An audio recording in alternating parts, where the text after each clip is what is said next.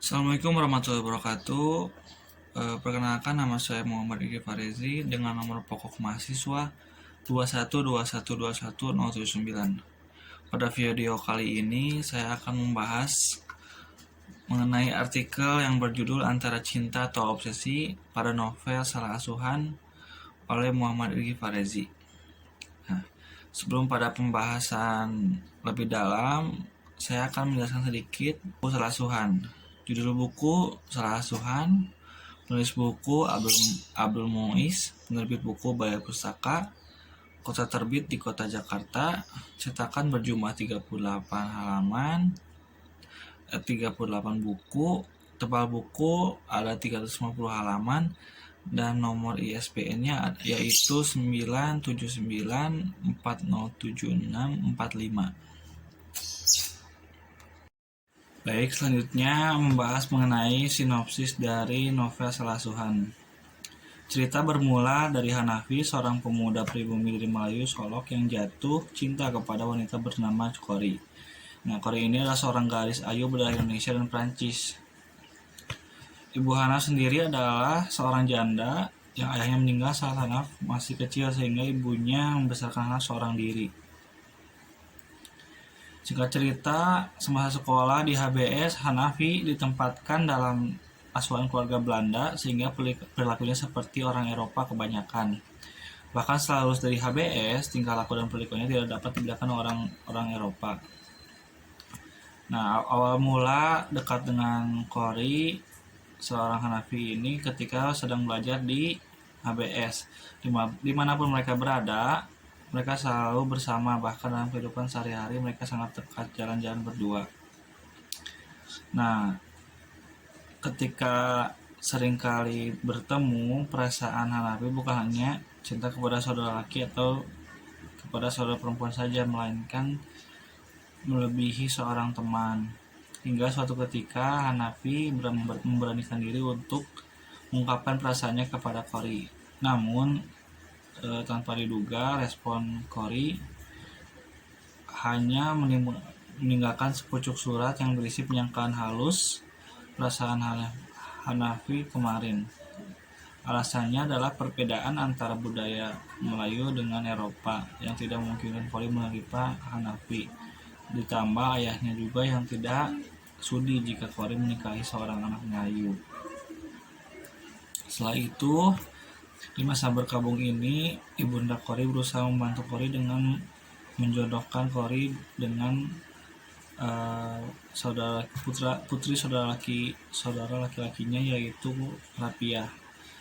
Awal mulanya Hanafi tidak mau karena dia hanya ingin menikah bersama Kori saja yang ia cintai.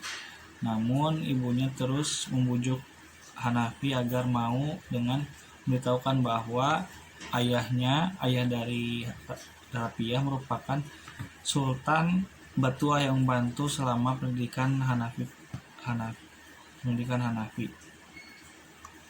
sehingga Hanafi memiliki utang terhadap Sultan Batua.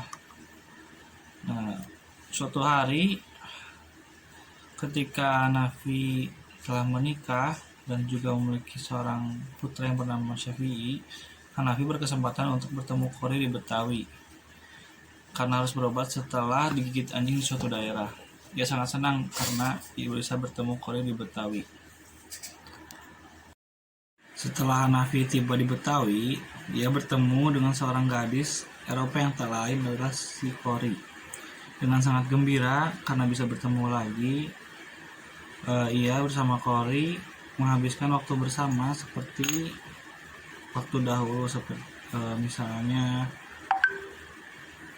meminum teh bersama, bersepeda, dan lain sebagainya.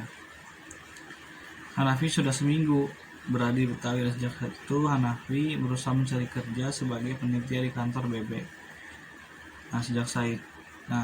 Meskipun gaji awalnya cukup rendah, Hanafi sangat puas karena bisa bertemu kembali dengan Kori. Dan Hanafi pun berusaha memenangkan hati Kori kembali. Bahkan Hanafi bersedia jika harus menjadi warga negara Eropa. Nah, berkat belas kasihannya, Qori pun kemudian menerima Hanafi, meski harus menanggung tanggung jawab atau resiko yang ia harus ambil. Nah, mereka berdua pun menikah di rumah seorang teman Belanda. Setelah pernikahannya, Qori dijauhi oleh teman-temannya dan juga oleh ayahnya sendiri. Nah, setelah pernikahan, sikap Hanafi ini keterlaluan, selalu menuduh Qori macam-macam hingga suatu saat Qori ini tidak mau lagi bersama Hanafi. Dia meninggalkannya di Semarang karena kesombongan dan keangkuhannya. Hanafi ini tidak diterima baik maupun di lingkungan Eropa maupun Melayu. Setelah beberapa hari meninggalkan Qori, akhirnya Hanafi mengetahui bahwa Qori ini ada di Semarang dan menyusul ke Semarang untuk menemui Qori. Namun setibanya di Semarang, Hanafi mendapatkan kabar buruk bahwa Qori ini menderita penyakit serius yang berupa penyakit kolera, hingga akhirnya nyawa Qori pun tak tertolong lagi. Setelah mendengar kabar itu, Hanafi pun tersadar bahwa seharusnya ia pulang kembali ke kampungnya dan meminta maaf kepada ibu dan istrinya, yaitu Rapiah. Nah, selain di samping itu pun Hanafi baru tersadar. Ia juga ingin melihat keadaan anaknya sekarang sudah seperti apa. Ia berharap agar anaknya kelak tidak mengikuti jejak sesat dari ayahnya tersebut. Dengan kebuatan hatinya pun akhirnya Hanafi kembali ke tanah kelahirannya untuk menemui istri, ibunda, dan anaknya. Setelah membahas mengenai sinopsis dari Salah Asuhan, selanjutnya terdapat pandangan sastrawan terhadap novel Salah Asuhan. Yang pertama dari Umar Yunus, seorang kritikus Malaysia yang banyak berbicara tentang sastra Indonesia, mengatakan bahwa novel Salah Asuhan telah menjadi model baru yang membedakan dari novel-novel sebelumnya. Novel ini tidak lagi mengisahkan kisah cinta dua orang yang bermasalah saja, melainkan kisah kehidupan tragis seseorang tokoh.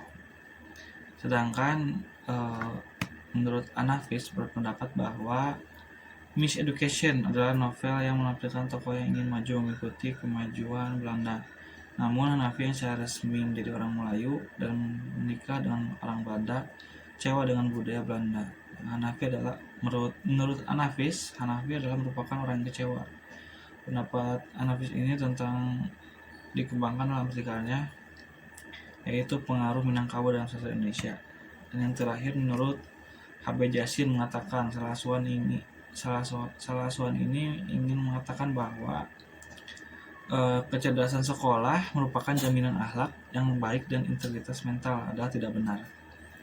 Pendidikan palsu juga secara halus mengikuti kejahatan Barat untuk Jawa Timur, sebuah kritik yang dapat diserap oleh orang yang halus dengan sangat emosional. Hal ini terlihat pada tokoh Hanafi yang mengenyam pendidikan Barat dan bercita-cita menjadi orang Eropa. Pendapat HBA itu disampaikan oleh Jasin dalam bukunya Sastra Indonesia Modern dalam kritik dan esai. Pembahasan yang ketiga yaitu mengenai angkatan sastra pada novel Salah Asuhan. Salah Asuhan ini merupakan novel masa awal tahun 1920-an karangan Abdul Muiz yang diterbitkan oleh Balai Pustaka. Novel ini diterbitkan pertama kali oleh Balai Pustaka pada tahun 1928. Sampai dengan tahun 1995, novel ini telah mengalami cetak ulang sebanyak 22 kali. Nah, Balai Pustaka lahir sebagai jawaban atas kegelisahan pemerintah Hindia Belanda saat itu atas menyebutnya surat kabar atau bahan bacaan di masyarakat luas. Kemudian pemerintah Belanda ini pada tahun 1908 membentuk Komis for the Local Tour atau Komite Baca Rakyat KBR yang kemudian menjadi Balai Pustaka. Ciri-ciri dari novel Balai Pustaka diantaranya adalah bercorak romantis dengan kesan lari dari masalah kehidupan yang mereka alami, permasalahan adat seperti kawin paksa yang terjadi dalam novel Salah Asuhan, pertentangan paham antara kaum muda dan tua, latar cerita yang pada umumnya latar daerah, cerita berasal dari permasalahan nyata pada zamannya. Pembahasan selanjutnya mengenai pendekatan emotif yang digunakan dalam artikel ini. Pendekatan emotif adalah usaha menemukan unsur-unsur yang dapat memunculkan emosional dan perasaan yang berupa keindahan gaya bahasa seperti metafor, simile, maupun penataan setting yang menarik, serta yang berhubungan dengan isi gagasan alur dan penokohan. Terdapat salah satu penggalan dialog dalam artikel ini seperti meskipun budi Nyonya itu tidak kasar, tetapi dalam suatu hal terasa oleh Hanafi bahwa ia dalam rumah itu diterima orang dengan setengah hati saja. Dalam penggalan salah satu penggalan dialog ini terasa situasi yang tidak nyaman yang dirasakan oleh Hanafi meskipun ia diterima di rumah tersebut. Penyebabnya tentu karena perilaku Hanafi yang menyebalkan sehingga baik orang Melayu dan orang Eropa tidak mau menerima kehadiran dia di rumah maupun lingkungan masyarakatnya. Kemudian pada dialog, ya ibu mengucapkanlah ibu dengan setulusnya, barangkali ibu akan mendapatkan ilham, lalu dapat berkata dengan benar, pada hematku, ibulah juga banyak bersalah atas diriku. Pada penggalan ini, situasi sedang mencekam karena Hanafi meledak-ledak adu mulut dengan ibundanya, seakan-akan mencemooh ibu bahwa apa yang terjadi pada dirinya dan yang terjadi dengan kisah dia dengan Koori karena ibunya sendiri. Membaca pada bagian ini mungkin akan terenyuh dan merasa sakit hati atas apa yang telah diperbuat oleh Hanafi. Adalah simpulan dari novel Salah Zuhan.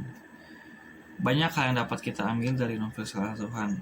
Pada novel ini sebetulnya bukan hanya menceritakan kisah cinta Hanafi dengan Koori, tetapi di sana ada cerita bagaimana hubungan Hanafi dengan ibunya, Hanafi dengan anaknya, Hanafi dengan Rafia dan sebagainya. Selain kisah cinta, terdapat nilai kehidupan yang dapat kita ambil dari cerita tersebut, bahwa tingkatan pendidikan setinggi apapun seseorang tidak akan menjamin orang tersebut akan memiliki moral yang baik di dalam dirinya. Nilai budaya pun masih ada di dalam cerita ini, seperti pernikahan antara Hanifah dengan Rafiah yang berdasarkan utang budi, bukan berdasarkan dari rasa cinta dan kasih sayang. Hal ini membuktikan bahwa novel Salah Zuhan memiliki struktur cerita yang kompleks, bukan hanya berbicara mengenai persoalan cinta belaka, melainkan ada aspek-aspek lain yang ingin disampaikan oleh pengarang. Sekian mungkin penyampaian mengenai antara cinta dan obsesi untuk novel Salah Zuhan dari artikel Muhammad Egi Farezi. Terima kasih atas perhatian semuanya. Assalamualaikum warahmatullahi wabarakatuh.